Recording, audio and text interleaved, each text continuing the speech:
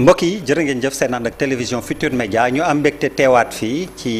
soir d'info am mbégte dalal Abdou Khadre Ndiaye ñu ngi lay nuyu. maa ngi lay ziar. au-delà de maire Gaaya yow yaay directeur centre national de la fonction publique locale loolu la ñuy gën a waxtaanee mais bu ci politique bi xajee ñu ñambaas ko si ndax actualité la de. amul benn problème. ayca kon jamono ji grève agent collectivité territoriale yi yàgg na metti na fu ngeen ci toll. waaw jërëjëf Der d'abord dañuy masawu coono population yi di nuyu téléspectatrices yi ak téléspectateurs TFM yëpp. di la nuyu di la ziar. bu baax di wax ni grève bi yàgg na effectivement metti na c'est un vieux dossier boo xamante ni dafa bari ay implications ak soubassement maanaam grève bi cëslaayam maanaam fi mu wéeru mooy dafa am lu ñuy wax loi 2011-08 du 30 mars 2011 moo institué statut de fonction publique locale loi boobu nag boobu ba léegi ñu ngi doon fàttaliku rek maa ngi yow ndeysaan fa Sidiya Ndiaye. exactement yàlla xare ko àjjana dolli ko leer mu doon une figure emblématique entre autres mën ci ay comme waa de cette lutte pour le statut des agents des collectivités territoriales yàlla dogal nag le président Macky Sall bu mu ñëwee amoon na quelques décrets yu ñu jëloon parce que loi boo gis dafa am ay décrets d'application mu jël plus de 23 décrets d'application pour mën ko jëmmal ci jëmmal boobu décret 669 du 25 mai 2021 moo créé le centre national de la fonction locale et de la formation nekkoon une recommandation du conseil supérieur pour que agents yi mën a jouir effectivement de ce statut parce que loi bi bu amee am ay statut am ay décret te amul jeexital ci seen dund dafay mel ni maanaam meuble lay nekk yàlla dogal nag bi revalorisation bu mu amee au niveau de l'État central mi ngi ëpp at mois d'août bii passé la def at kon mi ngi yàgg article 29 charte ñaar fukk ak juróom-ñeent ci loi 2011-08 boobu ma wax 30 mars 2011 avant dafa doon am ay décret ay arrêté d'extension avant loi bi maanaam bu revalorisation amee ceeb ak dëwlin ak suukar ndax collectivité territoriale démembrement état la oui bépp ku koy jënd même njëg bi la kon coût de la vie bu ñu revaloriser loi bi dafa wax ni dañ ko war a yeggale ci bànqaasu nguur gi ci suuf yëpp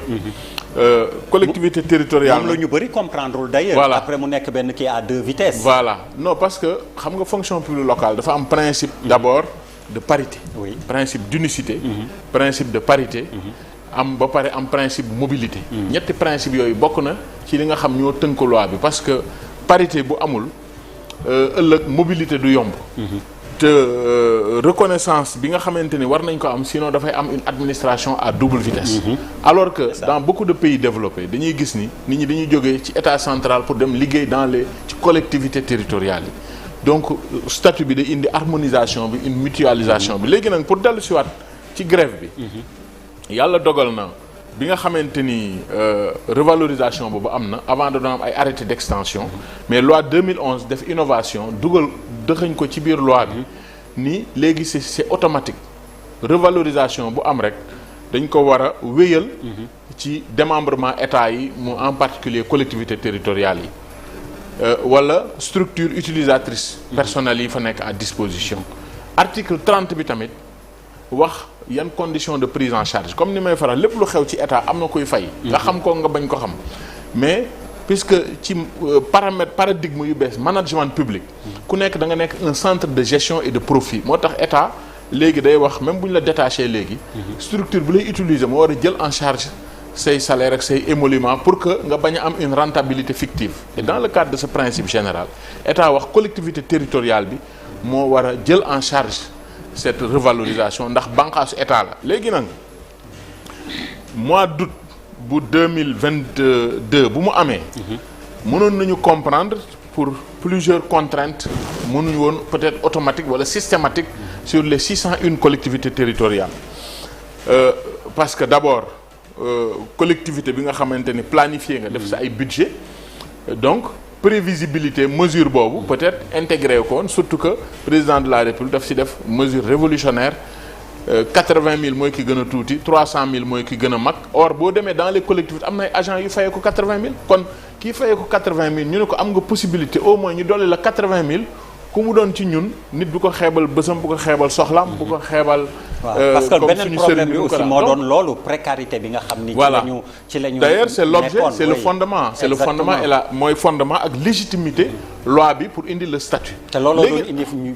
vraiment du ñëpp. voilà mais ñuy faral di ut dara ci këyit goo xam ni war na fa. voilà wala ndax bu njëkk léegi fragiliser. léegi ak acte 3 ak nu ñu revaloriser statut yi la ñu commencé ak communalisation intégrale bi di valoriser progressivement agents yi collectivités mais bu njëkk. am na mag bu ma wax ku ànd ak Sidien daf na bu njëkk dañuy wax yéen liggéeykatu maire yi kese ngeen. dëgg la kon donc léegi bu ñu ñëwee nag pour mettre en œuvre loolu. parce que loolu moo ëppal solo liggéeykat bi maanaam ki nga xam dafa xiif bu ko wax damay nduggi. da nga koy wax kañ nga yekk añ bi. ñu rencontrer ñu organiser rencontre ak ministre en charge des collectivités. ministre Mamadou Talla. ñu waxtaan.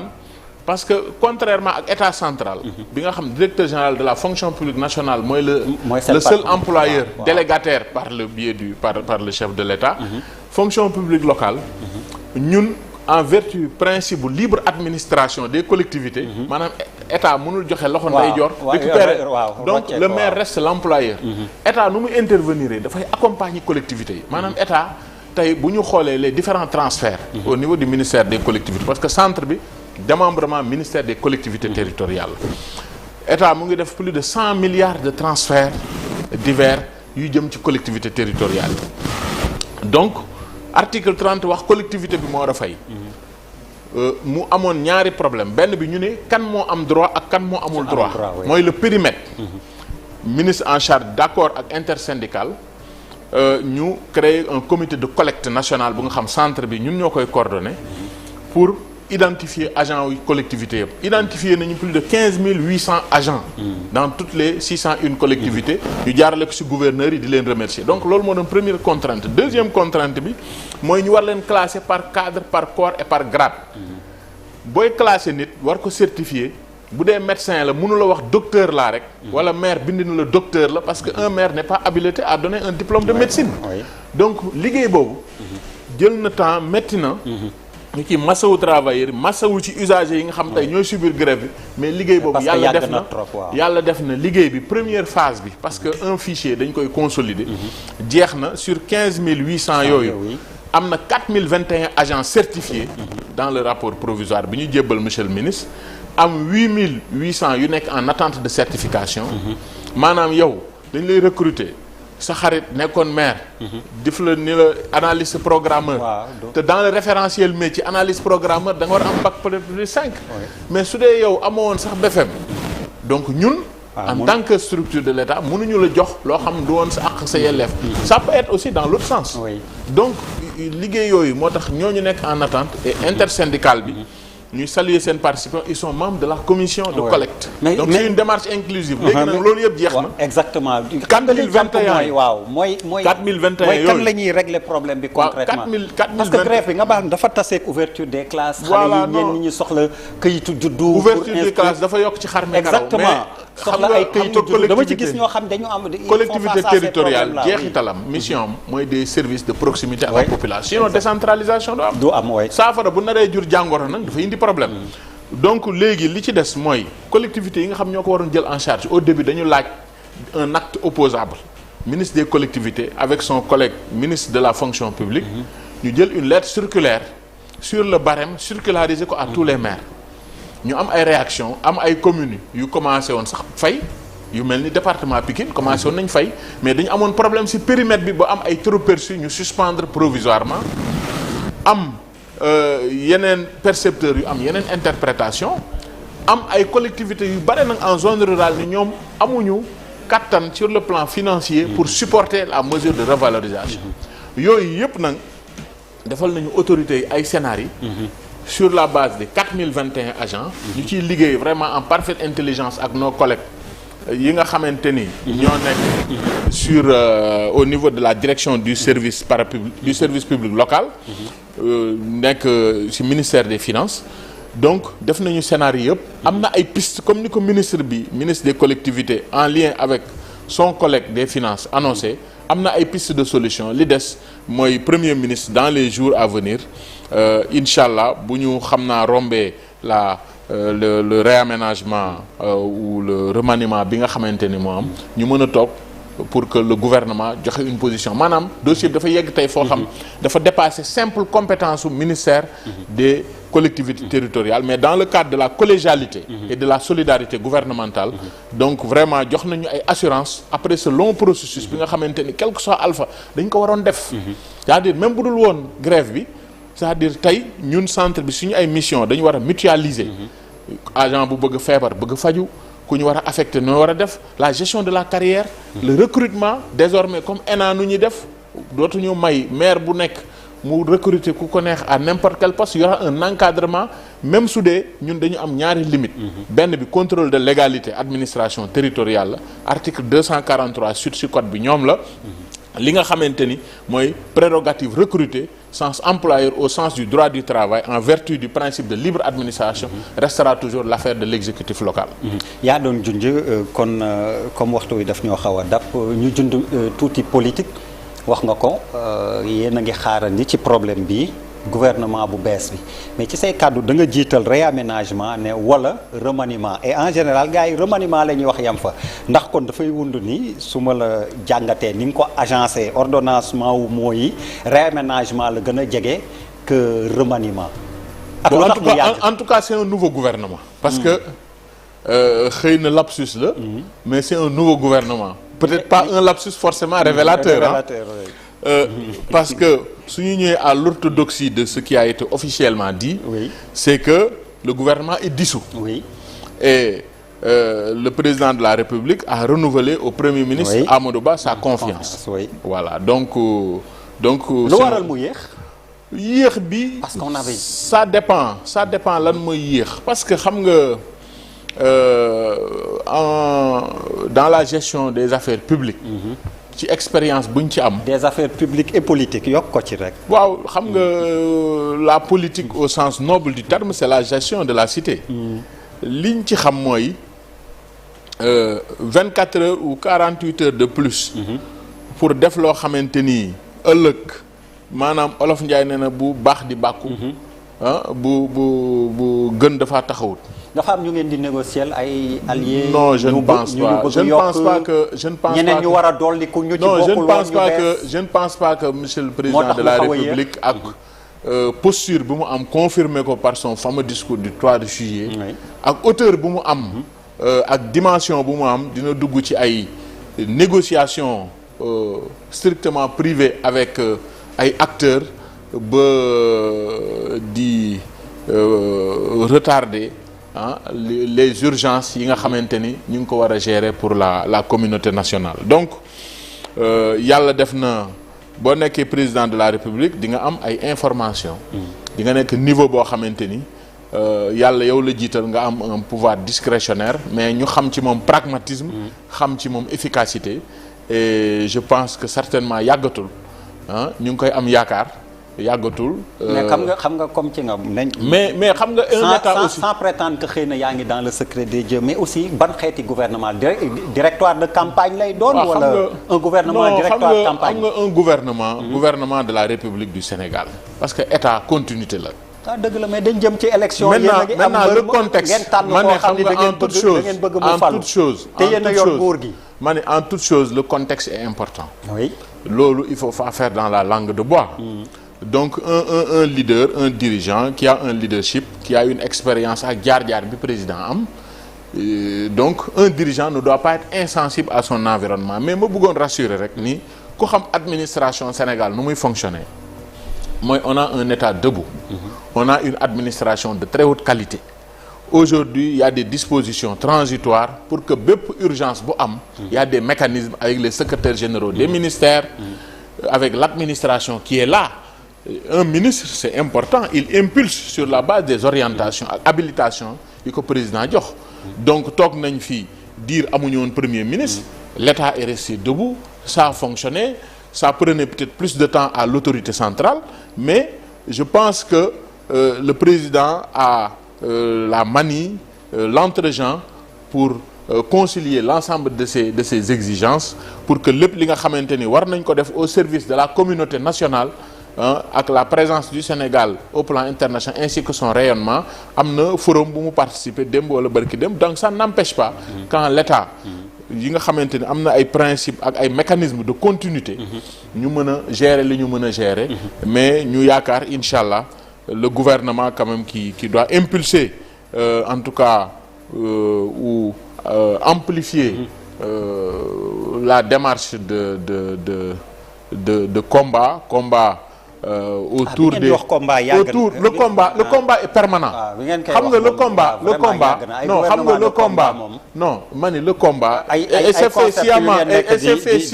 pour faire revenir ça parce que suivre nañu ñu bare ni wax ni daan nañu wax combat bi yoon xanaa non c'est-à-dire le combat. moo tax sax man ma jéem ko utal beneen tour naan xanaa gouvernement de directoire de campagne. non ngeen di lal moo tax affaire bi xaw a yéex. ni ma wax et aussi ngeen koy jéem a élargir peut-être à d'autres alliés. ay laaj la rek xam nga l'élargissement de la majorité ak la longévité des coalitions politiques. élargissement à d'autres alliés. loolu c'est un marqueur du président. moom c'est une conviction. si ADNM la bokk. je pense que ñëpp wax nañu la coalition Benno Bokk Yaakaar. bokk na ci coalition yi nga xamante ni moo am la plus grande longévité politique de l'histoire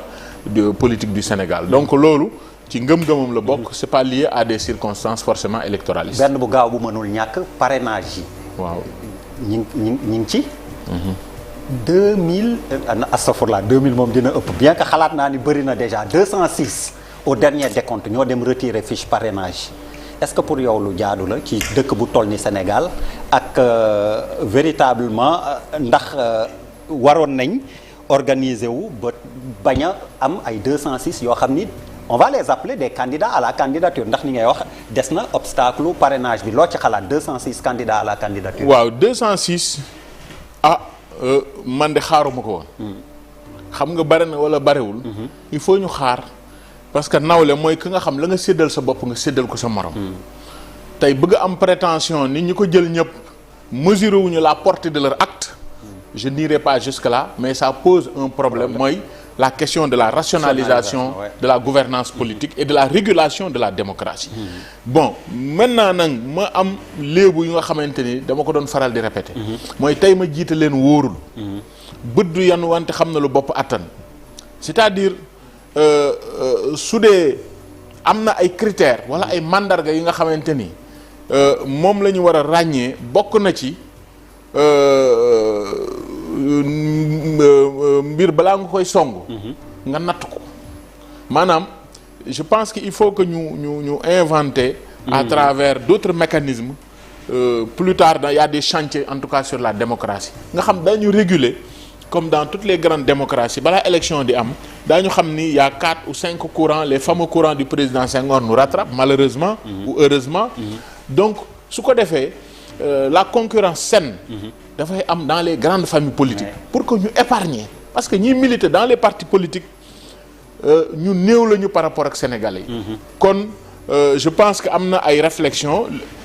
heure bu ñu légiférer rek c'est parce que y a eu des problèmes moo tax ñu légiférer mais je pense que am na consensus pour que ñu xam ni fii réew mi toll tey fii situation bi toll lii ce n'est pas pratique su ñu amee plus de 30 candidats yu jàll parrainage joxe seen caution nañu def du ñu xëy di voter ay fan